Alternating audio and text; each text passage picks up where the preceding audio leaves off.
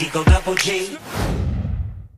What's up YouTube, this is your friendly neighborhood movie nerd back with yet another review from the world of movies and TV. So Christopher Nolan is easily in my top 5 favorite directors, considering the fact that this is the guy who directed The Dark Knight, my personal favorite superhero movie of all time, as well as one of my top 10 favorite movies of all time, and the fact that the dude has still not gotten a Best Director nomination despite the landmark films that he has done in the last couple of years is baffling to me, which is why every time I hear that he's going to do a new movie, if I see Chris Nolan's attached to it, I am all in. I don't even care what the movie's about, and very few filmmakers can do that for me now, which is why I was so looking forward to this movie. So without further ado, this is my review for Christopher Nolan's first official war film, to step away from what he's done before, Dunkirk. Practically see it from here.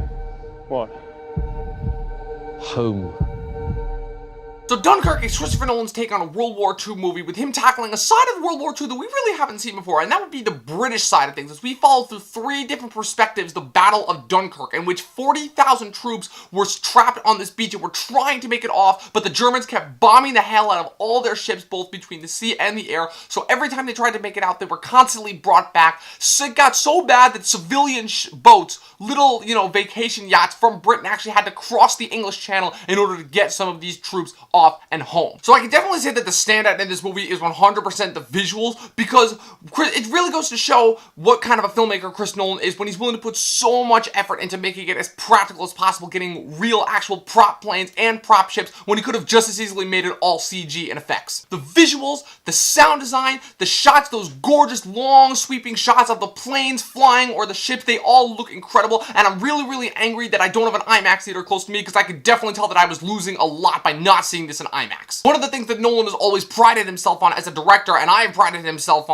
on as well, because he does this so well, is he manages to make things look so realistic on as grand a scale as possible, depending on the source material. He did a fantastic job with that in The Dark Knight, and he continues to show it here, and it's one of the things that makes him such a great auteur. Probably the thing that I enjoyed the most about this movie, though, is for it being a war film, a genre that for the most part we think we know everything about. It really is quite unconventional, because the telling from the 3 different perspectives, as well as really not showing a whole lot of dialogue and backstory, and really just focusing and trying to make it this one story that's uniting all of these 3 different fronts into just this one overall focus, was kind of something that I've never really seen before, and I actually appreciated it, because when you don't have dialogue, you have to rely on the visuals to tell the story, and from that sense, it was really intriguing, because whenever you had tense moments where the ships were getting bombed and there was still little to no dialogue, you just had to feel the raw emotion coming off of it, and it really was well done, I have to say. My problem with that is that because this is Nolan's approach, and because he doesn't go as personal as a lot of other people do when they do war films, I really do have to say that loses something in translation for me, because man, there were points in this movie where I wish that I could have gotten more connected to these characters, and I just couldn't, because I knew nothing about them. You maybe learned 1 or 2 character names, and there are a bunch of people that die, but you don't feel anything. You don't really feel the stakes when they die, because you don't know anything about them. And great visuals and really great stakes can only get you so far when you don't really give a shit about any of the human character. There were also a couple of continuity errors, because with each of the 3 different perspectives that he covers, that's the land, the sea, and the air. The land, I think, takes place over the course of a month, the sea is like a week, and the air is like a day, so there's a couple things that don't really make sense in the crossover, because